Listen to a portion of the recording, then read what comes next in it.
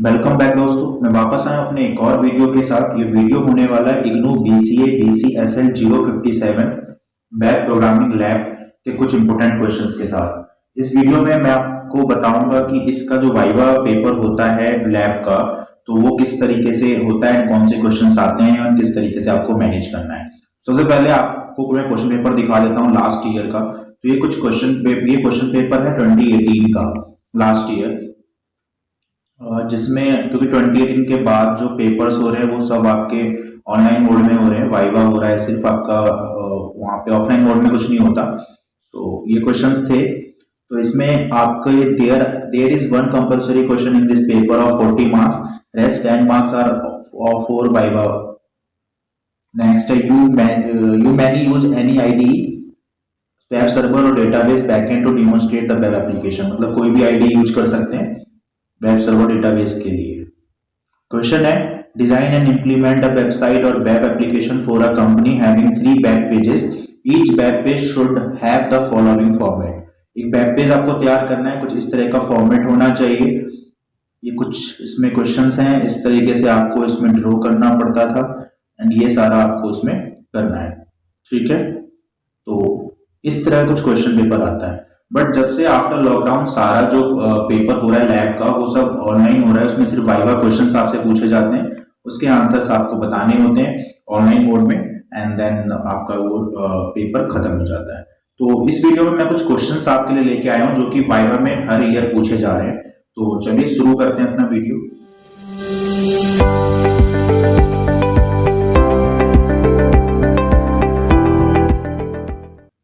First question है what are cascading style sheets, called CSS भी कहते हैं इसको, is a list of statements और rules that can assign various rendering properties to HTML elements. Style rules can be specified for a single element occurrence, multiple elements, an entire document or even multiple documents at once। तो CSS क्या होता है? CSS किसी भी HTML file यानी HTML में जो भी हम कोड लिखते हैं जो ब्राउजर पे हमें दिखाई देता है उसके लुक एंड फील को अच्छा करने के लिए। ठीक है, CSS can be added to HTML documents in 3 ways। CSS जो HTML डॉक्यूमेंट में 3 तरीके से ऐड हो सकते हैं। Inline by using the style attribute inside HTML elements. इसमें क्या होता है, ये इनलाइन CSS होता है। तो क्वेश्चन पूछा जाता है वाइवा में CSS क्या होता है और कितने टाइप्स के होते हैं और तीनों टाइप्स के बारे में किस तरीके से हम यूज करते हैं, तो वहां पर को वर्बली बताना होता है। इनलाइन CSS जो होता है उसको हम जो टैग होते हैं टैग के अंदर ही यूज करते हैं। जैसे ये हमारा हेडिंग टैग है H1, अगर इसके अंदर हमने इनलाइन CSS यूज करना है तो हम किस तरीके से करेंगे, H1 टैग के अंदर स्टाइल इक्वल टू जो भी प्रॉपर्टी CSS की लगानी है हमको, कलर से सपोज मैंने यहाँ पे कलर के लिए बताया तो कलर की प्रॉपर्टी लगाएंगे एंड देन ये सेमीकोलन में क्लोज एंड यहाँ पे आपका ये H1 टैग यहाँ पे लग गया। H1 में स्टाइल टैग आपने इनलाइन CSS हमने अप्लाई कर दी है। ठीक है, internal CSS by using a style element the head section. Internal CSS जो होती है उसमें हेड टैग के अंदर में हमको एक स्टाइल एलिमेंट लगाना होता है, उसका क्लोजिंग, उसके अंदर हम जो भी जिस भी टैग के ऊपर अप्लाई करना चाहते हैं CSS हम वो टैग लगाएंगे एंड उसके अंदर हम CSS अप्लाई कर देंगे। नेक्स्ट है external CSS, inline, internal, external. External क्या होता है, एक सेपरेट हमें फाइल बनानी पड़ती है .css के नाम से। हमने सपोज यहाँ पे style.css नाम की एक प्रोफाइल एक हमने फाइल बनाई अलग, जिसके अंदर हमने बॉडी के ऊपर ये अप्लाई किया है और H1 के अंदर P के अंदर, और हमने ये कोड बनाया है, एक सेपरेट फाइल बनाई है .html नाम से। ठीक है, तो ऐसे, और जो style.css है इसको हम यहाँ पर लिंक कर देंगे। ये स्टाइल्स है तो यहाँ पर नाम सेम होना चाहिए, तो ये आपका नाम यहाँ पर स्टाइल्स रहेगा।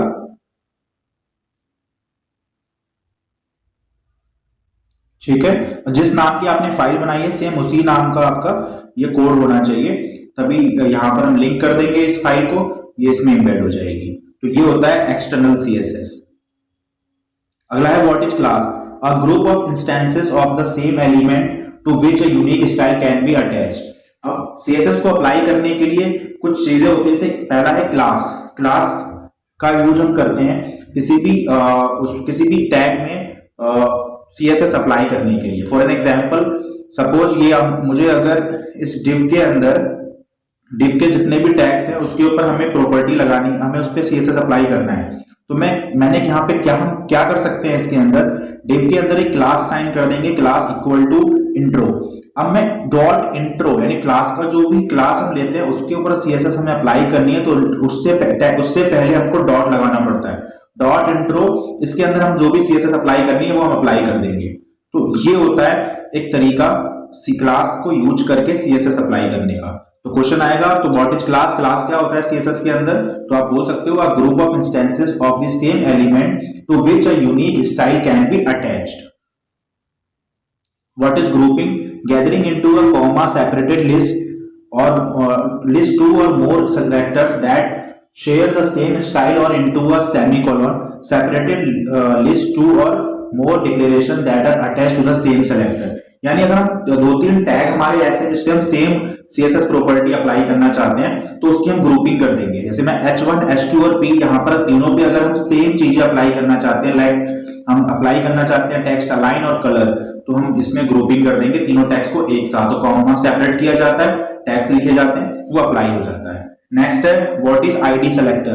ID selector is an individual identified name selector to which a specific style is declared using the ID attribute. The declared style can then be associated with one and only one HTML element per document as to differentiate it from all the other elements. The use the hashed character followed by a name। जैसे class का था वैसे class के same होता है, class के जैसे ही same होता है आईडी, उसमें हम डॉट लगाते हैं, इसमें हम हैज लगाते हैं, रूल वही सेम होता है। कैसे हमने अप्लाई भी प्रॉपर्टी पे हमको अप्लाई करना है, उसके अंदर हम जिस टैग के अंदर हमें अप्लाई करना है उसके अंदर आईडी इक्वल टू असाइन करेंगे, फिर इसको सी अपने अगर इसमें हम इंटरनल सीएसएस यूज कर रहे हैं तो हम अपने स्टाइल टैग के अंदर जाके हैशटैग पैरा1 जो भी सीएसएस प्रॉपर्टी अप्लाई करनी है वो अप्लाई करेंगे। ठीक है। What is contextual selector? A contextual selector addresses a specific occurrence of an element. It is a string of individual selectors separated by white space, a search pattern where only the last element in the pattern is addressed, providing it matches the specified context। ठीक है। contextual में क्या होता है कि जैसे suppose मुझे TD tag के अंदर li लिस्ट नाम की प्रॉपर्टी होती है, ठीक है, टैग होता है बेसिकली, तो उन दोनों के अगर मैं उसके अंदर लगाना है स्पेसिफिक तो मैं कुछ इस तरीके से सीएसएस अप्लाई करूंगा, इसे कहते हैं कॉन्टेक्सचुअल सेलेक्टर।